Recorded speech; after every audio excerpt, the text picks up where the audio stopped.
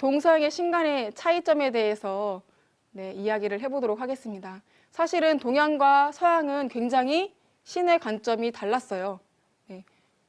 뭐가 다를까요? 여기는 서양일까요? 동양일까요?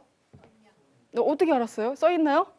네, 환경이 그렇죠. 환경이 굉장히 황량해요. 사막 문화, 유목민들의 역사였거든요. 서양 역사는. 그리고 동양은 어때요?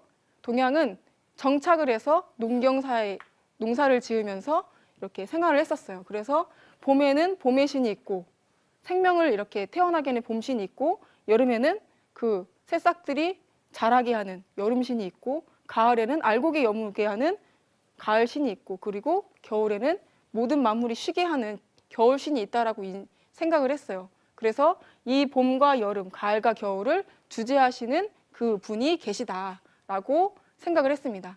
그래서 서양에서는 가도 가도 사막이에요. 그죠? 보이는 건 태양밖에 없어요. 그래서 신을 오직 유일신이라고 인식을 했어요. 서양에서는 말하는 신은 유일신이었고 동양에서 말하는 신간은 다신간이었습니다. 근데 이 동양과 서양의 모든 신간의 총 결론은 뭐냐면 바로 일원적 다신간이에요. 네, 일원적 다신간은 어떤 의미냐면요.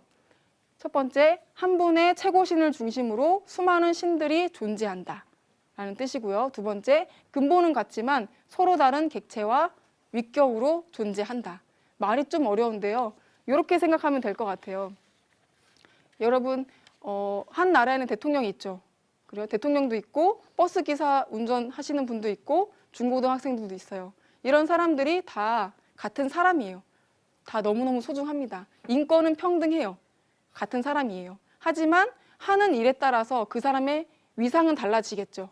그죠? 하는 일에 따라서. 그런 것처럼 이 신명계에도 마찬가지로 우주를 모든 신은 평등하지만 그 하는 일에 따라서 윗격이 다르게 존재한다는 것을 알 수가 있어요. 네, 이 그림을 보면은 그것을 알 수가 있어요. 하늘나라는 굉장히 다양한 구조로 되어 있고 그 가장 높은 곳에서 상제님이 계시다라는 것을 알 수 있습니다. 여기에서 가장 중요한 포인트는 뭐냐면요. 일원적 다신간, 근본은 같지만 최고신 그 다신 여러분이 계신다라는 것 중에 가장 중요한 건 뭐냐면 이 선천 지금까지 우리가 살아왔던 봄, 여름의 시간대는요. 양의 시간대였어요. 네, 양의 시간대. 양의 시간대라는 건 뭐냐면요. 음과 양, 모든 세상을 지배하는 질서가 음과 양입니다. 하늘이 있으면 뭐가 있죠? 땅이 있어요. 남자가 있으면 낮이 있으면 네, 이렇게 모든 것이 음양으로 나눠져 있는데요.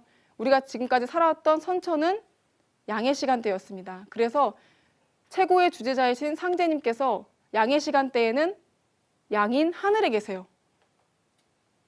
하지만 우리가 지금부터 준비해서 맞이해야 할 가을 세상은 어떤 시간대죠?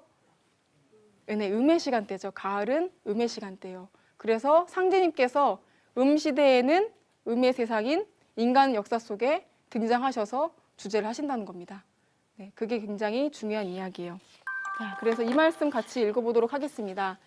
증상 상제님께서 가르쳐주신 신간의 총 결론은 일원적 다신간이다. 무엇보다 중요한 것은 주제신을 바르게 깨닫는 것이다. 이것이 신의 세계를 총체적으로 볼 수 있는 깨달음의 열쇠입니다.